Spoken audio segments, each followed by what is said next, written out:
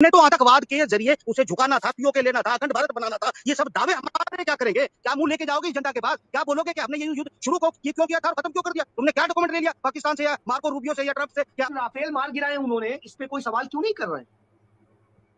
तो साहब उस पे नहीं कहेंगे। मैंने उन्हें भटिंडा का दिखाया, मैंने कहा एक मेरे पर्सनल नॉलेज में है, बाकी दो मुझे अदर सोर्सेज से पता है। तो हमारे एरिया में गिरे हो, हमारे बाउंड्री के अंदर गिरे हो, अगर ये पाकिस्तान में गिरे होते तो अभिनंदन जैसा किस्सा होता जो पिछली बार हुआ था। सारे के सारे पायलट, एक तो पायलट उनके हाथ लगता अगर हमारा प्लेन उनके एरिया में जाके गिरता तो। अब जब हमारे एरिया में अगर गिरे हैं, मान लीजिए हम प्रिज्यूम करते हैं, तो इसका मतलब यह है कि जैसे ही एयरबॉर्न हुए हमारे प्लेन्स वैसे गिरे तुरंत। पर जो ये समझ रहे थे कि हम दुनिया को 2 घंटे में फतह कर सकते हैं, वो अपने अपनी माओ को और अपने अपने लोगों को क्या जवाब देते घूमेंगे? वो सारी ये मॉरली कितना डाउन होने वाला है। यानी रशिया का लिखता है, चीन का लिखता है, वाशिंगटन पोस्ट लिखता है, क्या लिखता है कि भारत के विदेश मंत्री ने मार्को रूबियो को फोन किया। हम अपने देश की सूचनाएं रोक सकते हैं, दूसरे देश की इंटरनेशनल मीडिया की सूचनाएं नहीं रोक सकते। हमने पाकिस्तान के रिटेलिएट का इंतजार क्यों किया? और पाकिस्तान ने जब रिटेलिएट कर दिया तो यानी कि फिर हम जो है इस खेल को बराबर करने पे क्यों लग गए? इसका यही मीडिया कैसे राफेल ये कर देगा, राफेल वो कर देगा, चीन डर गया, ये डर गया। और अब क्या हुआ? अब एक भी छू नहीं है किसी से।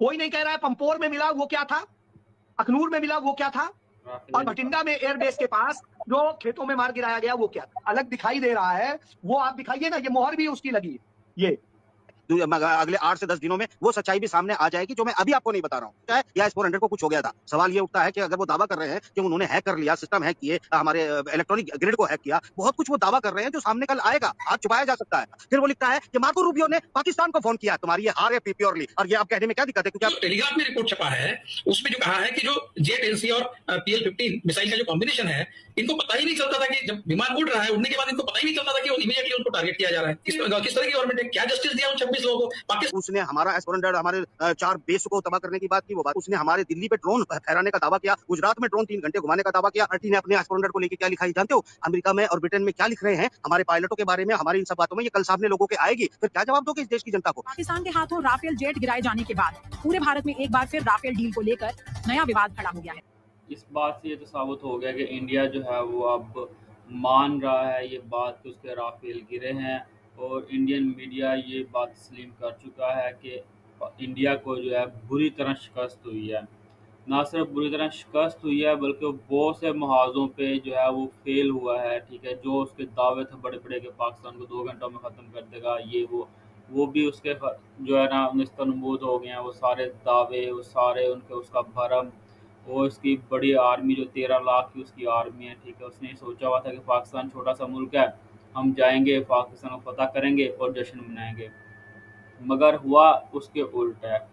तो अब जो है इंडिया के मीडिया में चीखो पुकार है, पूरे इंडिया में चीखो पुकार है। इस टाइम दुनिया में जहाँ जहाँ भी कोई इंडियन रह रहा है वो ये देख रहा है और उसको ये एहसास हो रहा है कि पाकिस्तान को फतह करना कोई खाला जी का वाड़ा नहीं था।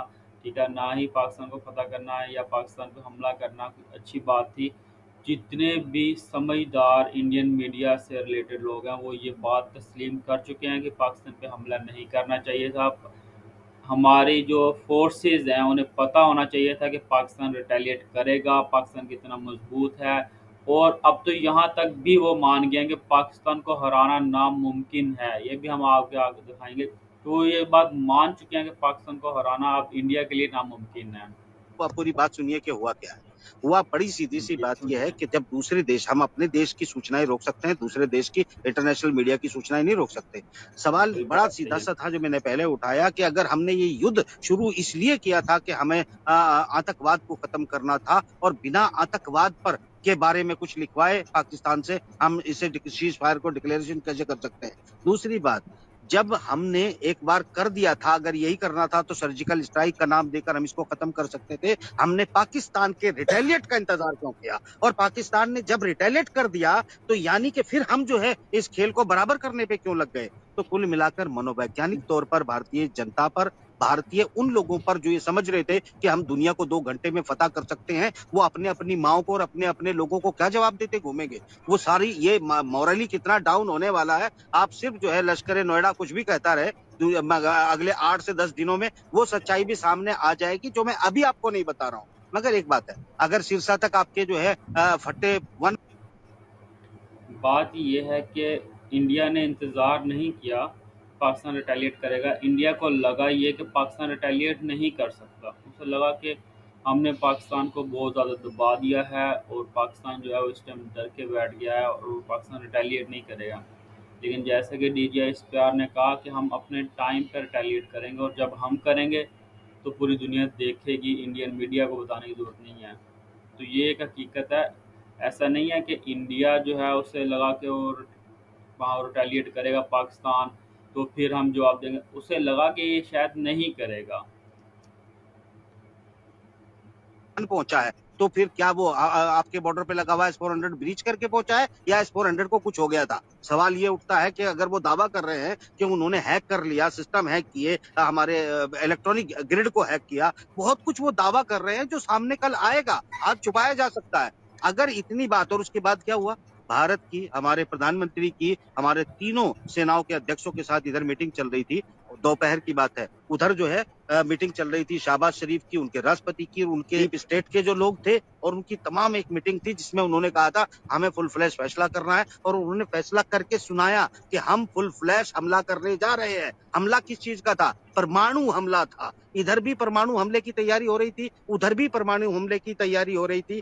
यानी रशिया का लिखता है, चीन का लिखता है, वॉशिंगटन पोस्ट लिखता है, क्या लिखता है कि भारत के विदेश मंत्री ने मार्को रूबियो को फोन किया। फिर वो लिखता है कि मार्को रूबियो ने पाकिस्तान को फोन किया। तुम्हारी ये हार है प्योरली, और ये अब कहने में क्या दिक्कत है, क्योंकि अब तुम चीज बात कर चुके हो। तो सुनिएगा, सिस्टमेटिकली सुनिएगा ना। शंकर ने अमेरिका से फोन पे बात करके कनेक्ट करके इस चीज को यहाँ तक ला करके सीज वार में कन्वर्ट किया, तो ये क्या है? ये भी क्या है? ये भी बड़ा सवाल। पूरी बात को पूरा ग्रामर समझ लीजिए ना क्या है। अब बात की गई कि उन्होंने ऐलान कर दिया ऑफिशियली मीटिंग के बाद कि हम फुल फ्लैश वार हमला करने जा रहे हैं, यानी उन्होंने परमाणु हमले तक के अपने यहाँ फैसले को सुना लिया। इधर भी परमाणु हमले की तैयारी हो रही थी हमारी तरफ भी।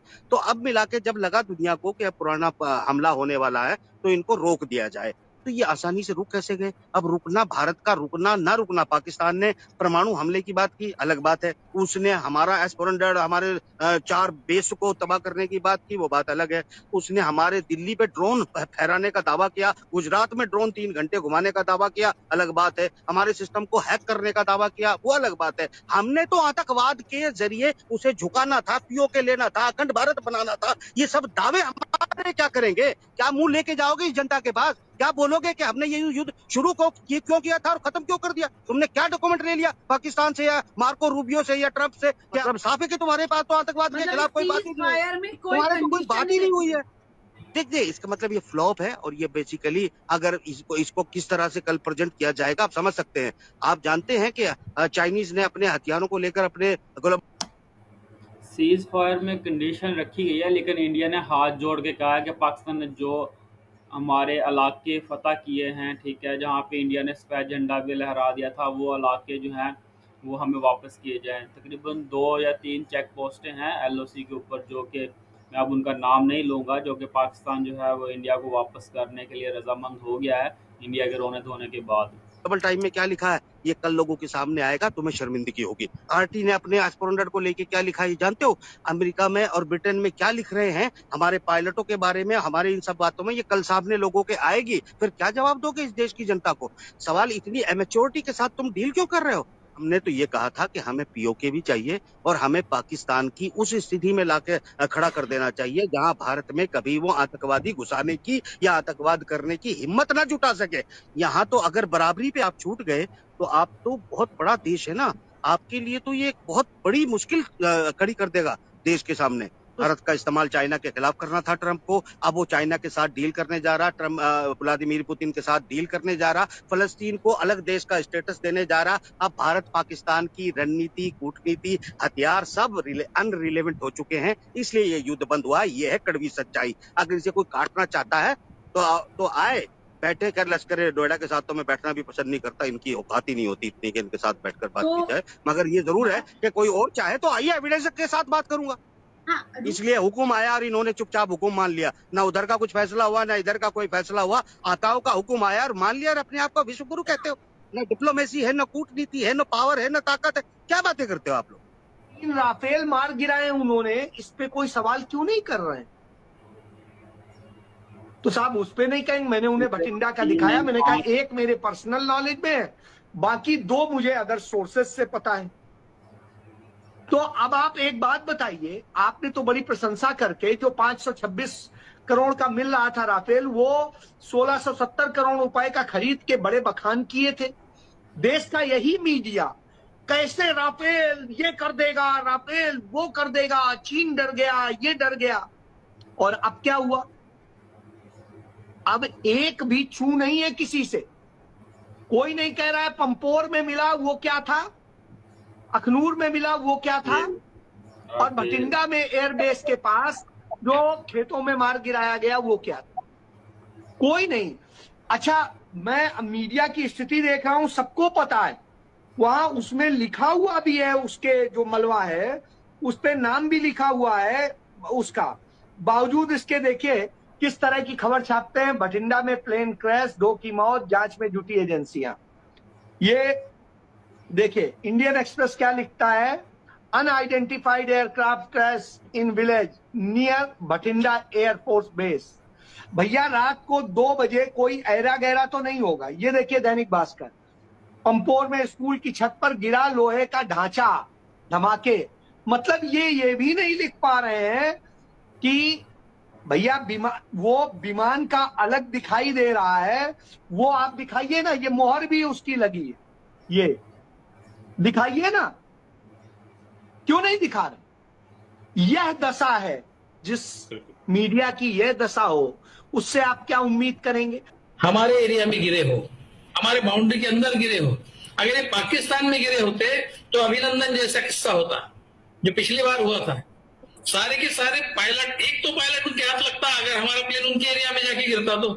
अब जब हमारे एरिया में अगर गिरे हैं, मान लीजिए हम प्रिज्यूम करते हैं, तो इसका मतलब यह है कि जैसे ही एयरबॉर्न हुए हमारे प्लेन्स वैसे गिरे तुरंत, क्योंकि बाउंड्री क्रॉस करने के लिए कितना समय लगेगा? जहां से एयर बेसिस है वहां से क्या मुश्किल से 15 मिनट 20 मिनट जिस स्पीड से वो जाते हैं उसके अंदर ही। तो जो टेलीग्राफ में रिपोर्ट छपा है उसमें जो कहा है कि जो जेट एनसी और PL-15 मिसाइल का जो कॉम्बिनेशन है, इनको पता ही नहीं चलता था कि जब विमान उड़ रहा है, उड़ने के बाद इनको पता ही नहीं चलता था कि इमीडिएटली उनको टारगेट किया जा रहा है। इस तरह की खबर वहां पड़ी। तो क्या ये सारी जो बातें हैं, जो सारे तथ्य इनकी बातों से सामने आए हैं, वो तो टेलीग्राफ की रिपोर्ट को सही साबित कर रहे हैं और जीत रहे थे।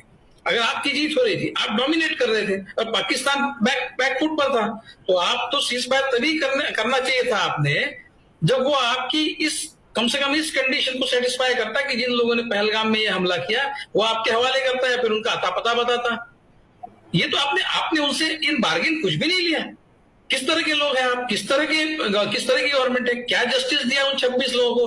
पाकिस्तान ने तो उनको मारा, लेकिन उनके मारने वालों को अपने पाकिस्तान से मांग लिया होता तो आप शायद उसका बदला पूरा हो जाता, लेकिन आपने वो नहीं किया। इसका मतलब यह है कि सीज फायर उनको जितना चाहिए था शायद में भी उससे ज्यादा हमको चाहिए था, और हम तुरंत उसको मान्यता हमने दे दी कि चलो ठीक है सीज फायर तो सीज फायर।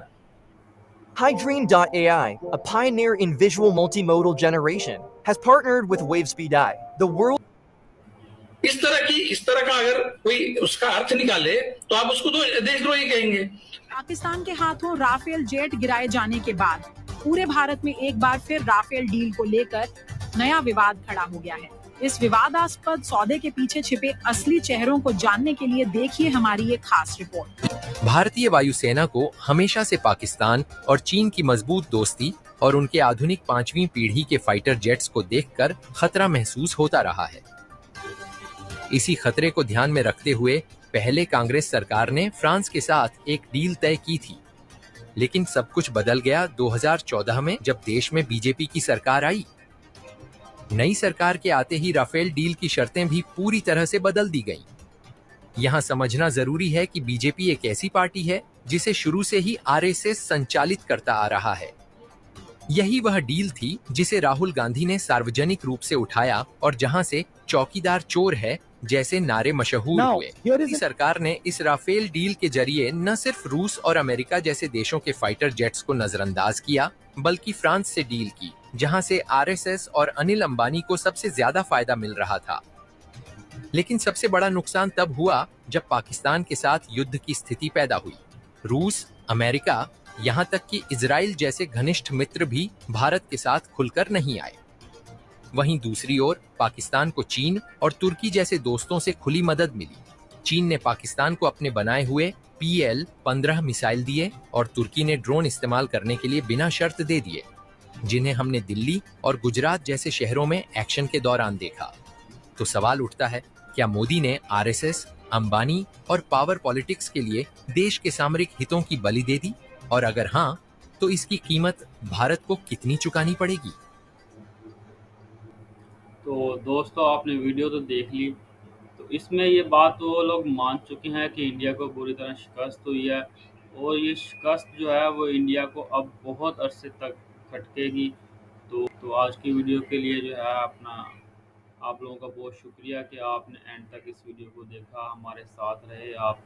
तो वीडियो को देखते रहें, हम आपको इसी तरह की और वीडियोस जो है वो इंडियन मीडिया का रोना और इंडियन मीडिया जो कुछ लोग हकाइक पे मबनी बात कर रहे हैं, उन लोगों की बात आप तक पहुंचाते रहेंगे। अल्लाह हाफिज़।